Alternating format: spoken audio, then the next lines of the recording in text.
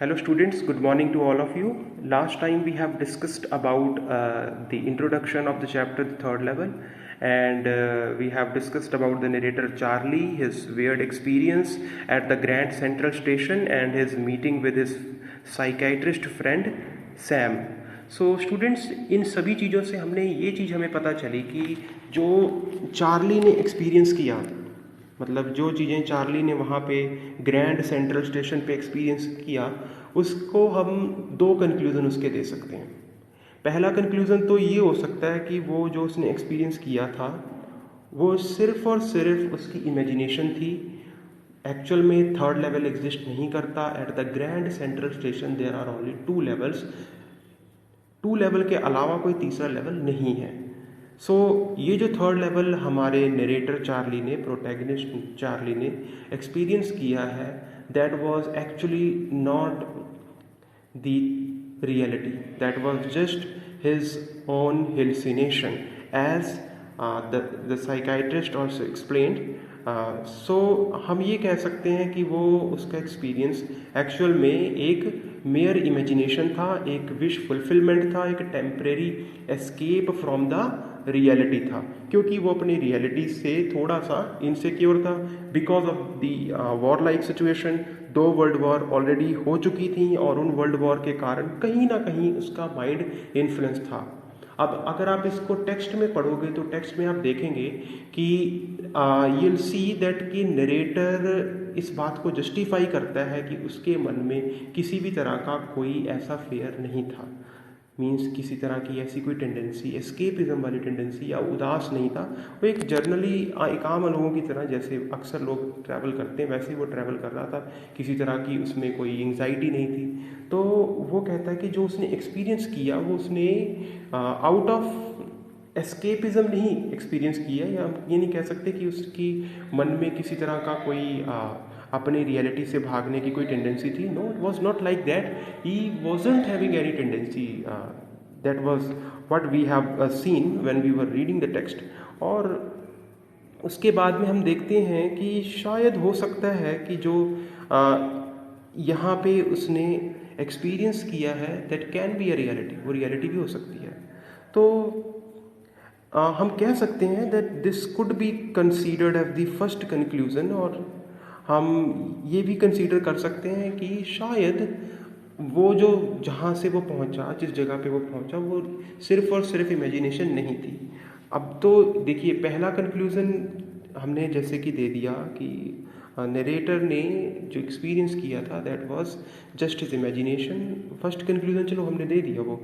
अब let's discuss about the second thing. क्या second thing में जब वो उस टनल में से गुजरा तो वो कह रहा है कि जो ग्रैंड सेंट्रल स्टेशन है वो जैसे ब्रांचेस फैलती हैं ट्रीज़ की, उस तरह से फैल रहा है। और वहाँ से वो गुजरता है, उस डीप टनल में से जब गुजरता है तो उसको वहाँ पे साइड बर्न्स, पुराने टाइम के लोग जिस तरह से अपनी बड़ी साइड बर्न्स रखते थे, उस तरह के लोग उसे दिखे। और जब वो और अंदर गया तो वहाँ पे उसको विंडोज़ दिखती हैं, जो कि रेलवे स्टेशंस में जहाँ से टिकट्स परचेज़ किया जाता है, प्लेटफॉर्म्स में सब। तो उस तरह की एग्जैक्ट विंडोज़ नहीं थी, वो पुरानी विंडोज़ थी। मतलब कि जैसे उनके प्रेजेंट टाइम का था, ऐसे लगा कि किसी और ही दुनिया में वो पहुंच गया है। ठीक, तो as soon as he realised, कि जैसे ही उसने ये रियलाइज़ किया what time he is in, कि कौन से टाइम में है, तो उसको पता चल गया कि भाई वो अपने टाइम में तो नहीं है, किसी पास्ट में पहुंच चुका है। So he decided to buy 2 tickets to Galesburg. अब उसने क्या सोचा कि भाई मैं गेल्सबर्ग के लिए 2 टिकट्स ले लूँगा, एक अपने लिए, एक अपनी वाइफ के लिए लेगा वो। अब उसने सोचा भाई क्यों, अब इंजॉय किया जाए, घूमा जाए। तो अनफॉर्चुनेटली जो करेंसी थी उसके पास, वो करेंसी एक्चुअल में करेंसी उस टाइम की नहीं थी। अब यहाँ पे हम थोड़ा सा सोच में पड़ गए, अगर वो करेंसी उस टाइम की नहीं थी तो वो करेंसी कौन से टाइम की वहाँ पे चाहिए थी? इट मीन्स कि वो सच में पास्ट में था। दस the next day he withdrew all his saving. अगले दिन उसने क्या किया, उसने अपनी सारी सेविंग खुद ही विड्रू कर ली। And got them converted even it meant bearing losses, और उसको कन्वर्ट कर दिया उसने किसमें, जो पुरानी करेंसीज थी उसमें, चाहे उसके लिए उसको लॉसेस ही क्यों ना बियर करने पड़े, still he converted that. He went looking for the third level. अब वो क्या करता है, he just start looking for the third level but failed to find it, still he wasn't able to find where the third level is, though in the beginning of the chapter that he had found it quite easily, but this time he wasn't able to find that third level.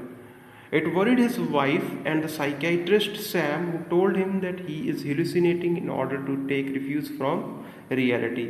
अब देखिए ये बात उसकी wife को भी काफ़ी परेशान किए हुए है, सैम को भी, कि वो जो देख रहा है वो एक टेम्परेरी रिलीफ है अपनी रियलिटी से भागने का, कि अपनी रियलिटी से वो रिफ्यूज़ कर रहा है फ्रॉम द रियलिटी, और मॉडर्न वर्ल्ड की जो सिचुएशंस हैं, वरीज हैं, उससे वो एक तरह का रिलीफ चाहता है, and that's why his mind is creating that sort of you can say hallucination.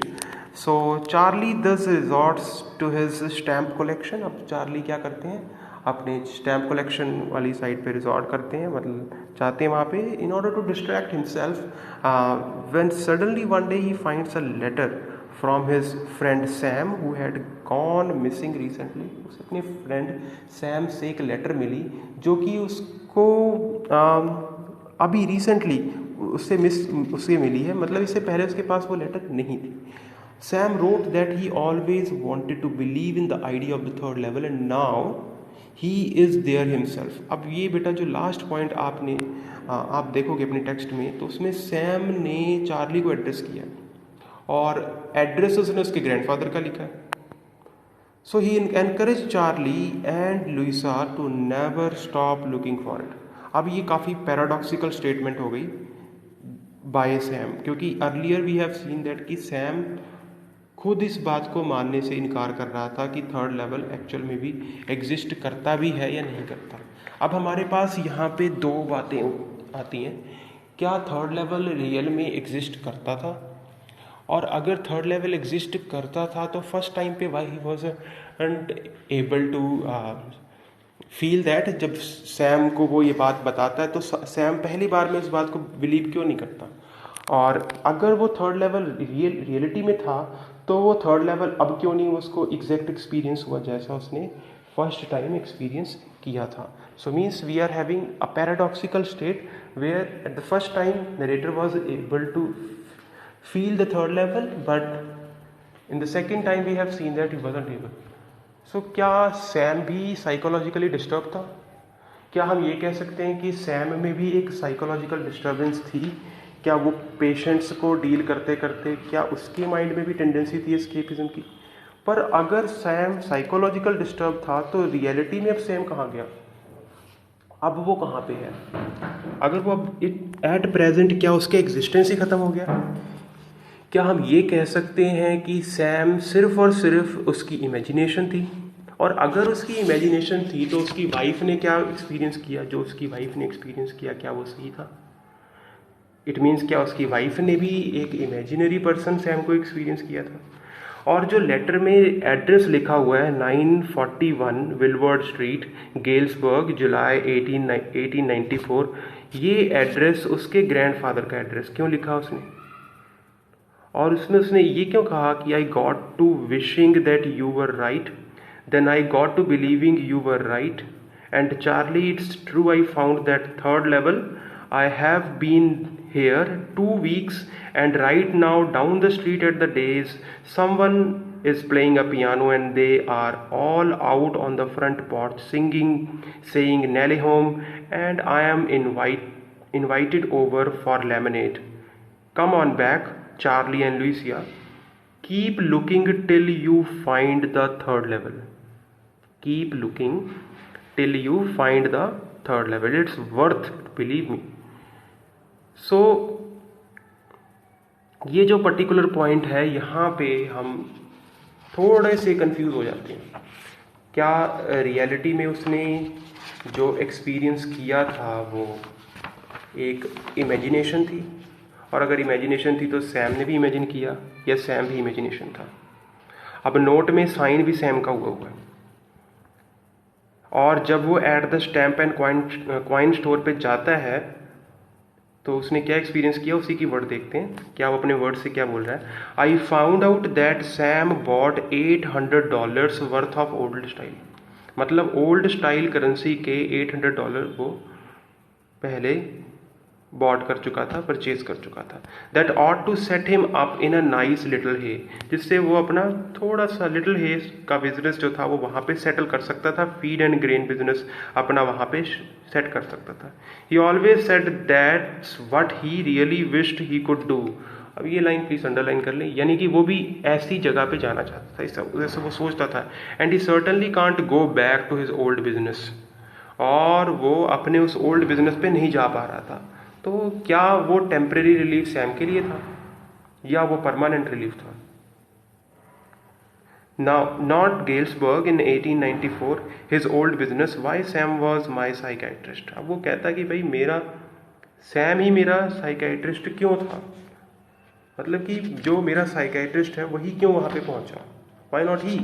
सो अब अगर हम चैप्टर की बिल्कुल स्टार्टिंग में से देखें तो स्टार्टिंग में भी हमने यही चीज़ देखा कि किस तरह से वो बिल्कुल भी एक तरह का क्या कह लो कि एक डिस्टर्ब्ड पर्सन की तरह तो नहीं लग रहा है। बट हाँ, स्टार्टिंग में हमने एक जगह पे देखा था, he said I was unhappy, कि यहाँ पे उसके फ्रेंड सैम ने कहा था कि वो अनहैप्पी था, और इसीलिए उसने ग्रैंड सेंट्रल स्टेशन में जो एक्सपीरियंस किया था that was just the imagination, sort of temporary refuse from the reality, और इसलिए उसने वो थर्ड लेवल खुद से क्रिएट किया। और किस तरह से जो उसने नरेट किया कि वो टनल में से जब गुजरा तो वहाँ से उसे ऐसे लगा जैसे ग्रैंड सेंट्रल स्टेशन, जैसे पेड़ की ब्रांचेस होती हैं अपने आप फैलती हैं, वैसे ये फैल रहा है, बढ़ रहा है अपने आप।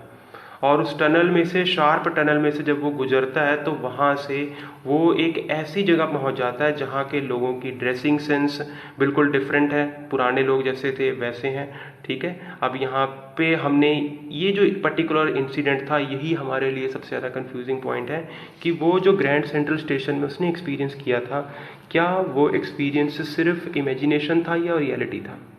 अब ये कंक्लूज़न नरेटर ने खुद अपनी तरफ से नहीं दिया है, ना ही ऑथर यहाँ पे किसी तरह की इंटरफेरेंस कर रहा है, उसने ये कंक्लूज़न हमारे ऊपर छोड़ दिया है।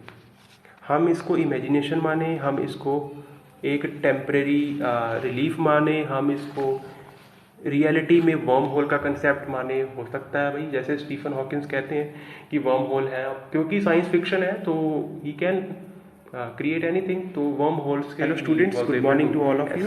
Last time we have discussed about the introduction of the chapter third level, and we have discussed about the narrator Charlie, his weird experience at the Grand Central Station, and his meeting with his psychiatrist friend Sam. So students, इन सभी चीज़ों से हमें ये चीज़ हमें पता चली कि जो चार्ली ने एक्सपीरियंस किया, यस से भी आंसर दे सकते हो, नो से भी आंसर दे सकते हो, बट वाई का ध्यान रखना, वाई को आपको जस्टिफाई करना पड़ेगा क्यों। हम दो कंक्लूजन उसके दे सकते हैं। इनकेस अगर आप पहला इस क्वेश्चन को प्रॉपर वे से जस्टिफाई कर लेते हो एक्सपीरियंस किया then it is not wrong. I hope students you understood. Thank you very much. Actual में थर्ड लेवल एग्जिस्ट नहीं करता एट द